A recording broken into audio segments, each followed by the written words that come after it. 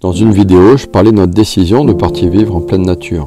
J'expliquais qu'on avait fait ce choix pour vivre mieux, plus simplement, plus librement, pour nous et pour nos enfants. Ce choix était possible d'abord parce qu'on s'est mis à l'abri d'obligations. On a toujours pensé que ces obligations étaient des sortes de barrières à notre liberté.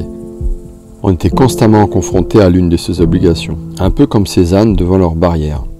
Plutôt que de s'obstiner, on a pris un peu de recul pour réfléchir. Et on a trouvé une solution, notre solution.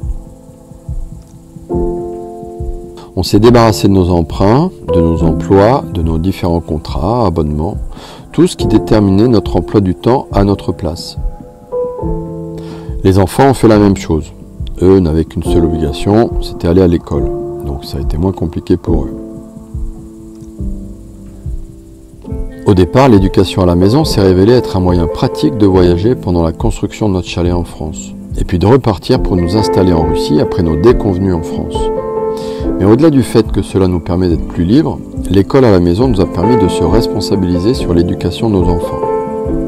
On avait tendance à laisser faire ça par d'autres. Quand on y pense, ça laisse songer.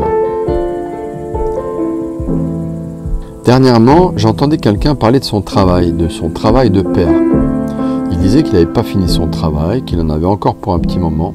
Il n'a pas développé plus que ça, mais il parlait du rôle du père vis-à-vis de ses enfants et de leur éducation.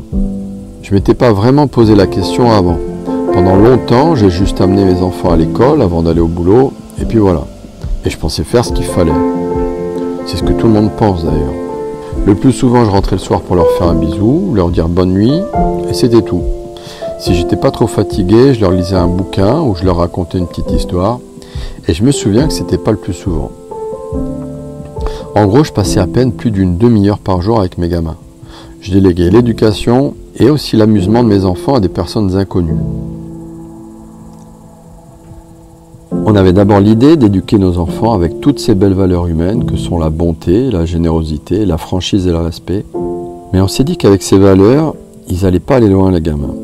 Et qu'il faudrait mieux leur apprendre plutôt la compétition, la rapacité, la duplicité et la fourberie. Voilà, ça ce sont des valeurs sûres pour réussir dans la vie d'aujourd'hui. Et ce sera certainement encore plus vrai demain. Je dis ça sur un ton ironique, mais c'est pas complètement faux. Le monde du travail est ainsi fait. La morale n'y a pas sa place, point barre. Je vous rassure, on n'a pas fait ça. De toute façon, les valeurs, ça ne s'éduque pas. Alors on essaie de leur montrer l'exemple. Naïvement, on pourrait se demander pourquoi il n'existe pas une éducation. Je veux dire une éducation universelle qui fasse l'unanimité. C'est vrai, après tout, ça fait plus de 200 ans que l'école existe. En 200 ans, il y a moyen d'expérimenter différentes méthodes, d'en tirer les leçons et de mettre en place une bonne fois pour toutes une éducation qui permette à tous les enfants de s'épanouir. À considérer que ce soit le but de l'éducation. Mais l'éducation scolaire n'est pas faite pour ça. C'est pas moi qui le dis, c'est inscrit dans la charte de l'école nationale. L'éducation nationale est au service de la société. Mais dans les faits, la grande majorité se retrouve plus tard à servir d'autres intérêts bien moins louables. Pour résumer, éduquer selon l'école, c'est faire en sorte que les enfants se conforment à des codes et adhèrent à des mythes. Mais les codes et les mythes diffèrent d'un pays à l'autre. L'éducation académique, ce n'est qu'une déclinaison de l'idéologie d'un pays.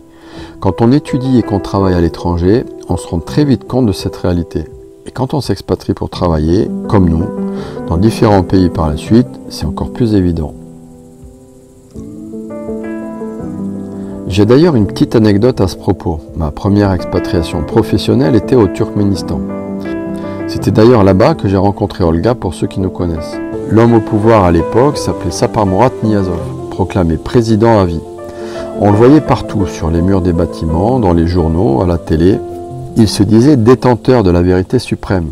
Et il obligeait les écoles à lire le livre qu'il avait écrit pour enfin, comme il disait, révéler à son peuple la véritable histoire du peuple turkmène. Quand on est français, jeune et tout juste sorti d'école, et qu'on découvre ce genre de pays, on s'étonne, on se dit que c'est incroyable que des générations d'étudiants soient ainsi obligés d'apprendre une histoire aussi farfelue, présentée comme la seule et véritable histoire. En tout cas, c'était mon cas à l'époque. Et puis ensuite, quand on devient un peu moins naïf, on est bien obligé de reconnaître que tous les pays font exactement la même chose. Nicolas nous faisait remarquer la dernière fois qu'on était de la génération papier-crayon du dernier millénaire. Et il a raison. Que dirait-il des établissements scolaires dans lesquels nous avons étudié? Déjà qu'ils n'étaient pas tout neufs du temps où on y était. Je suis repassé devant mon lycée il n'y a pas si longtemps. Rien n'a changé, à part les profs et la peinture peut-être, et encore, c'est pas sûr. Très franchement à le voir, on a du mal à s'imaginer que ce genre d'établissement puisse être destiné à préparer le futur des gamins.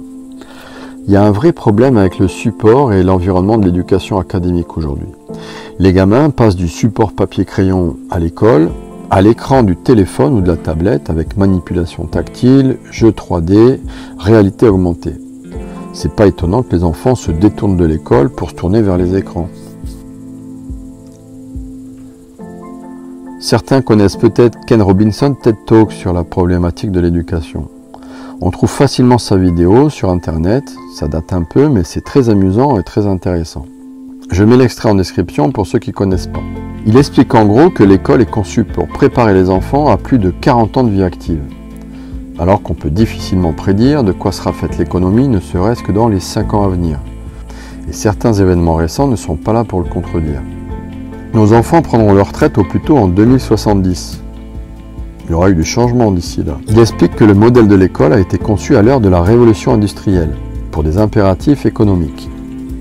Le bâtiment scolaire était d'ailleurs calqué sur le modèle des usines de l'époque, avec ses lieux de production, ses horaires de production signalés par des sonneries, ses départements. La production se fait par lot, par âge en ce qui concerne les enfants.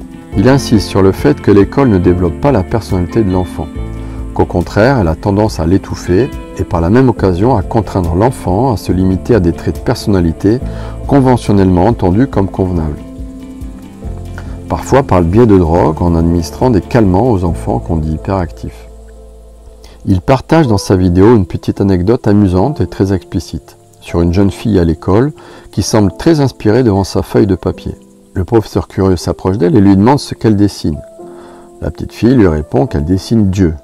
Son prof amusé lui explique qu'on ne sait pas à quoi ressemble Dieu réellement, que personne ne peut le savoir. Et la jeune fille lui rétorque que s'il attend encore quelques minutes, qu'elle finisse son dessin, alors tout le monde le saura enfin. L'école ne bride pas tout le monde non plus. J'étais par exemple dans la même classe que Guillaume Musso plus jeune. J'ai découvert en revenant en France qu'il était devenu un écrivain de romans à succès. Je me souviens de lui comme un garçon très gentil, qui vivait un peu dans son monde et qui avait très souvent de bonnes notes en rédaction. Je pense que s'il a réussi à toucher autant de lecteurs, c'est qu'il est resté dans son monde justement. Ce que je dis n'a rien de péjoratif. Par rester dans son monde, je veux dire qu'il est resté lui-même.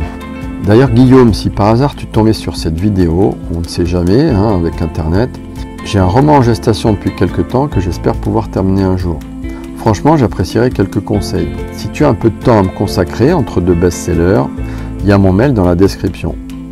Voilà, c'est un petit peu d'autopromotion. Si quelqu'un connaît vraiment Guillaume de près ou de loin, alors merci de lui partager cet extrait.